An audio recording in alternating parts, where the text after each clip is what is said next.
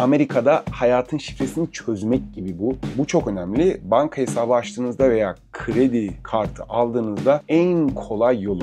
Amerika'da kredi skoru oluşturmak istiyorsanız, Amerika'ya yeni geldiniz ya da gelmeyi mi planlıyorsunuz? O zaman işte aklınıza en büyük sorulardan biri geliyor. Banka hesabı nasıl açabilirim? Ya da burada banka hesabı nasıl açacağım? Bugün size Green Card'dan çalışma vizesine, öğrenci vizesinden turist vizesine kadar buraya gelen kişilerin nasıl banka hesabı açabileceği, ne tür belgeler gerektiği ve bilmediğiniz tüyolar, bilgiler bu videoda olacak. Çünkü bana bunu oldukça uzun zamandır soruyorsunuz. Ben de sizin için güzel bir şekilde bu videoyu hazırlayıp size aydınlatıcı bir yol göstermek istedim. Üstelik bunu sıkıcı bir bankacı gibi değil, biraz eğlenceli şekilde anlatacağım. Hazırsanız başlıyoruz.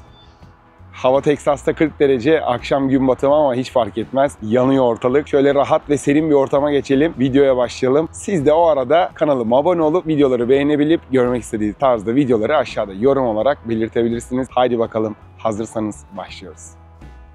Öncelikle neden banka hesabı açmalıyız? Biraz bunları madde madde belirtmek istiyorum sizlere. Birincisi maaş ödemeleri için, ikincisi fatura ödemeleri için, üçüncüsü Amerika'daki varlığınızın uzun süre sürdürülebilir gerekliliği olan kredi skoru oluşturmak için, dördüncüsü tabii ki de güvenlik olmazsa olmaz, beşincisi de online alışveriş kolaylığı.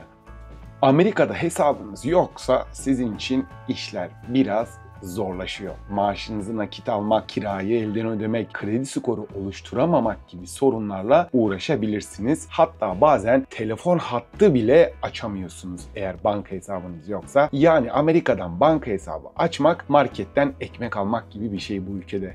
Amerika'ya yeni gelen göçmenler için banka hesabı açmayla başlayalım isterseniz. Green Card ile gelenler için gerekli belgelerden bahsetmek istiyorum. Pasaport, Green Card, sosyal güvenlik numarası, bu olmazsa olmaz. Zaten Green Card ile geliyorsunuz, mutlaka bu numarada size ulaşıyor. Ulaşana kadar beklemenizi tavsiye ediyorum. Ve olmazsa olmaz adres kanıtı, kira kontratı ya da evde ödediğiniz herhangi bir faturaya mutlaka isminizin bağlı olması gerekiyor. Bu adres kanıtı her şeyden daha önemli. Mutlaka bir adres kanıtınızın olması lazım.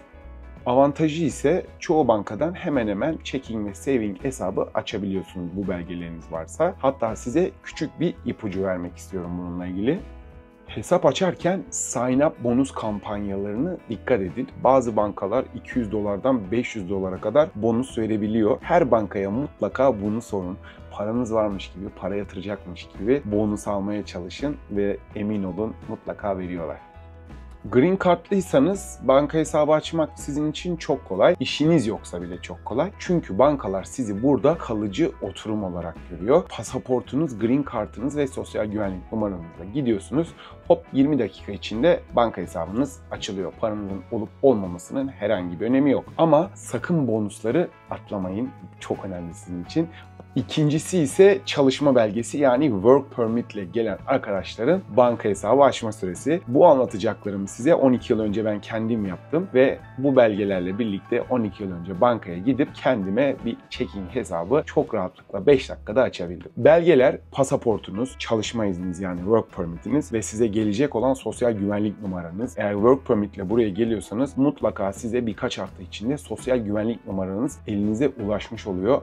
Amerika'da ne yaparsanız yapın, sosyal güvenlik numaranızı, o küçük kağıt parçasını kesinlikle kaybetmeyin. Sosyal güvenlik numaranız eğer yoksa bazı bankalar böyle ITIN diye yazılıyor. ITIN number olarak kabul ediliyor. Bu da vergi mükellefiyet numarası oluyor. Ama çalışma izniyle geliyorsanız sosyal güvenlik numaranız büyük ihtimalle vardır zaten. Ve bu ITIN numarasını, yani ITIN numarasını diyeyim, yorumlarda gömeceksiniz. Telaffuzundan dolayı sorun yok, başım üstüne. Chase, Bank of America gibi büyük bankalar kabul ediyor. Bunlarla rahatlıkla hesabınızı açabilirsiniz. Hesap açarken kredi kartınız için pre-approval isteyin.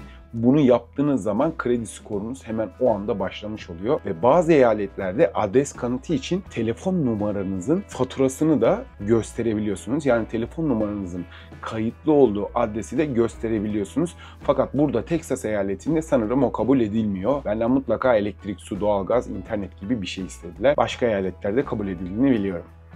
Work Permit sahipleri için süreçler neredeyse Green Card'la aynı ama SS'iniz yoksa moralinizi bozmayın. Vergi mükellefiyet numaranızda da çok rahatlıkla işlem yapabiliyor. Hatta bu sayede Amerika'da bir ay bile olmadan kredi kartına sahip olabilirsiniz. Ben 12 yıl önce çok fazla İngilizcem olmadığı için sadece banka hesabını açtım ve devam ettim çünkü geri dönecektim. Fakat bu vergi mükellefiyet numarası en az Green Card kadar güçlü banka kategorisinde. Evet, biraz zor bir bölüme geldik. Turist vizesiyle geldiniz, banka hesabı açmak istiyorsunuz. Gerçeklerden bahsetmek gerekirse Amerika'da çoğu banka turist vizesiyle gelen insana herhangi bir banka hesabı açmaya sıcak bakmıyor. Ama mümkün olduğu bankalar ve mümkün olduğu koşullar tabii ki de var. Vergi mükellefiyet numaranız varsa, pasaportunuz ve uzun süreli turist olarak kalıyorsanız kanıtlayabileceğiniz bir adres sunarsanız Citibank, Wells Fargo gibi bankalar hesap açıyorlar. Buraları deneyebilirsiniz eğer turist olarak banka hesabı açmak için bir banka arıyorsanız. Fakat bu neden zor? Amerika'da banka hesabı açmak turist olarak. Çünkü burada kara para aklamaları ve yasalar dolayısıyla sizden sosyal güvenlik numarası ve kalıcı adres isteme zorunluluğu oluyor. Bu yüzden Amerika Birleşik Devletleri'nde turist olarak geldiğinizde banka hesabı açmak istiyorsanız bu biraz önce bahsettiğim iki bankayı deneyebilirsiniz. Turist vizesiyle banka hesabı açmak Amerika'da tavuk döner aramaya benziyor.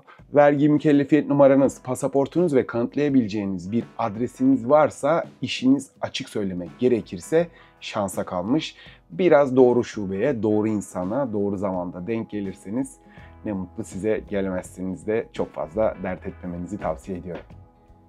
Öğrenci olarak banka hesabı açmak çok zor değil. Belgeleriniz, pasaportunuz gerekiyor, I-20 öğrenci formunuz gerekiyor, öğrenci vizeniz gerekiyor ve Amerika Birleşik Devletleri'nde öğrenciliğiniz süresince kaldığınız adresinizin kanıtı gerek. Bunu zaten rahatlıkla kanıtlayacağınıza eminim. Herhangi bir sorun oluşturmaz. Avantajları ise öğrenci hesaplarında genellikle yıllık ücret olmuyor. O yüzden herhangi bir ücret ödemek zorunda kalmıyorsunuz. Ekstra bilgi olarak da üniversite kampüsünüzde bir banka varsa bu size çok kolaylıkla bir banka hesabı açabilir. Dışarıda herhangi bir bankaya nazaran. O yüzden kendi üniversitenizin içinde bir şubesi olan bankaya gidip rahatlıkla açabilirsiniz. Bazı bankalar öğrencilere aynı zamanda küçük limitli kredi kartı da teklif eder. Eğer Amerika'da uzun süre yaşamak istiyorsanız, Amerika'da kendinize bir gelecek oluşturmak istiyorsanız bu kredi skorunuzu başlatmak için çok büyük bir fırsat ve size ileride vatandaşlık Green Card sürecinizde gerçekten yardımcı olabilecek bir konu. Pas geçmeyin, ihtiyacım yok demeyin ya da ne yapacağım demeyin. Alın, küçük harcayın, küçük ödeyin, zamanında ödeyin. İlerleyen süreçlerde bu karşınıza mutlaka çok olumlu bir pozitif yön olarak size dönecektir.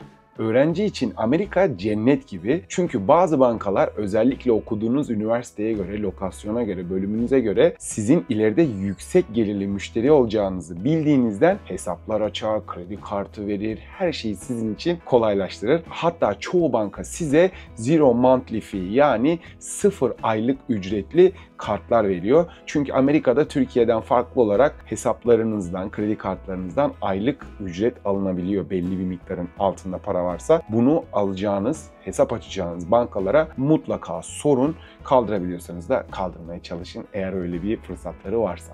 Hangi bankayı seçmeli? Çünkü bazı bankalar gerçekten felaket durumda. Seçmemenizi, uzak durmanızı tavsiye ediyorum. En çok bilinenden, en çok geniş ATM ağı olan bankaları tercih edin. Chase, Wells Fargo, Bank of America bunların gerçekten tüm Amerika'da geniş ATM ağı bulunuyor. Bunları rahatlıkla ve güvenlikle seçebilirsiniz. Kredi birlikleri var. Düşük ücret ve daha iyi faiz oranları veriyor. Online bankalar var. Daha yüksek, daha fazla saving hesabına oran veriyorlar. Marcus Bank, Ally Bank gibi bankalar. Bunları da araştırabilirsiniz hesap açmadan önce. Bu da size bir ipucu olsun. Bazı bankalar ayrıca ekstra bilgi olarak mobil uygulama üzerinden banka hesabı açmanıza izin veriyor. Yani şubeye gitmeden, terlemeden rahatlıkla en azından deneme yapabilir ya da belgeleriniz hazırsa banka hesabı rahatlıkla açabilirsiniz. Amerika'da banka seçmek gerçekten hamburger seçmek gibi. Herkesin favorisi farklı. O yüzden herkes Chase, Bank of America, Wells Fargo, Citibank ne olursa olsun kendilerinin uygun gördüğü yolda ilerliyorlar. Chase mi, Bank of America mı yoksa düşük masraflı Union mı? Kararı size bırakıyorum. Siz kendi tercihinizi kendinize göre oluşturabilirsiniz. Bu söylediğim bilgilerden de hafif yardım alıp kendi favorinizi seçebilirsiniz. Fakat size tavsiyem ATM ağına, promosyonlarına mutlaka göz atın. Buna göre bir tercih yapın. Bazı bilinmeyen püf noktalar var ya da atlayabileceğiniz püf noktalar var veya bunların hepsini biliyorsunuzdur. Bir tanesi Overdraft Protection. Buna çok dikkat etmenizi istiyorum. Hesabınızda yeterli para olmadığında banka ödemeyi yine yapar ama sizden de küçük bir ücret alır. Kimi zaman hayat kurtarır ama uzun mesafede, uzun vadede sizi gerçekten hayatı zindan edebilir. Çok dikkat edin. Secure kredi karttan bahsetmek istiyorum. $500, $250, $300 gibi bir teminat yatırıyorsunuz karta ve o parayı harcıyorsunuz. Nakit harcayıp kredi kartınızın, kredi skorunuzun hiç oynamamasındansa gidip bankadan secure kredi kart alın. Kontürlü hat gibi ne kadar yüklersen o kadar konuşuyorsun. Bu sizin ileride kredi skoru oluşturmanızın en kolay yolu. Amerika'da kredi skoru oluşturmak istiyorsanız ilk başta bunu garanti olarak yapabilirsiniz ve hemen skorunuz hızlı bir şekilde yükselir. Hesap açarken kampanyaları mutlaka sorun. Bazı bankalar sizden depozito isteyebilir. $500, $1000. Bu orada sizin konuşacağınız tarza göre ve miktara göre değişkenlik gösterebilir. Fakat bence bunu konuşarak düşürebilirsiniz ya da iptal edebilirsiniz. Çünkü Amerika gerçekten pazar gibi. Her şeyi konuşarak hallediyorsun ya da pazarlık yapıyorsun. Sana bir şey ekstra veriyorlar, bir şeyi çıkartıyorlar, ekliyorlar. Kendileri de bazen ne yaptığını bilmiyor. 2 tane memura git, ikisi de farklı bir şey mutlaka söyleyecektir. Bu çok önemli. Banka hesabı açtığınızda veya kredi kartı aldığınızda ilk yılda düzenli olarak hesabınızda para akışı sağlayın. Giren ve çıkan para hesabını çok düzenli olarak tutun ki ileride bankalar size kredi vermek istediğinde ya da başka bir durumda bu bankaların size olan güvenini çok ama çok miktarda artırıyor. Hesap açtığınız ilk gün kredi kartı başvurusu yapın. İster normal olsun, ister secure kredi kartı olsun hiç fark etmez. Çünkü kredi skorunuzu sıfırdan başlatıyorsunuz anlamına geliyor. Çok önemli. Amerika'da hayatın şifresini çözmek gibi bu. O yüzden ne olursa olsun kredi skorunuzu hemen gelir gelmez başlatın. Düzenli ödeyin, düzenli para akışı sağlayın. Bu gerçekten çok ama çok önemli. Bankanızda çok yüksek miktarda oturan para bir önemi yok. O paranın düzenli olarak girdi çıktısı ve düzenli olarak hesabınızda işlem olması kredi skorunuzun yükselmesi için çok önemli. İşte bugün benden uzun zamandır beklediğiniz videoda banka hesabı açmanın tüm yollarını size elimden geldiğince çok sıkıcı olmayan bir şekilde anlatmaya çalıştım. Green Card'lı, Work Permit'li, öğrenci ya da turist olarak fark etmez. Yeter ki doğru belgelerle, doğru zamanda, doğru banka şubesinde, doğru insanın denk gelin. Siz de Amerika'ya ilk geldiğinizde ilk banka hesabınızı hangi bankadan açmak istersiniz? Hangi bankayı duydunuz? Hangi banka size güzel bir çağrışım yapıyor? Aşağıda yorumlara yazarsanız biz de sizlerin favori bankasını görmüş oluruz ve buraya gelmek isteyen insanlar da aşağıda çoğunluğu mutlaka bulmuş olurlar. Videoyu beğenmeyi, kanalıma abone olmayı lütfen unutmayın. Harika videolar geliyor. Meslek günlerinde burada çok uzun yıllar alanında gerçekten yüksek pozisyonlarda çalışmış, çok sevdiğim mühendis bir arkadaşımla birlikte size harika bir video hazırlıyoruz ve ben müsaadenizle başka bir eyalete yolculuğa çıkıyorum. Size harika videolar çekmek üzere. Siz bana abone olarak, beğenerek ve yorum yaparak destek olabilirsiniz. Güzel Austin, Texas'tan herkese çok selamlar. Bir sonraki videoda görüşmek üzere. Kendinize çok iyi bakın ve hoşça kalın.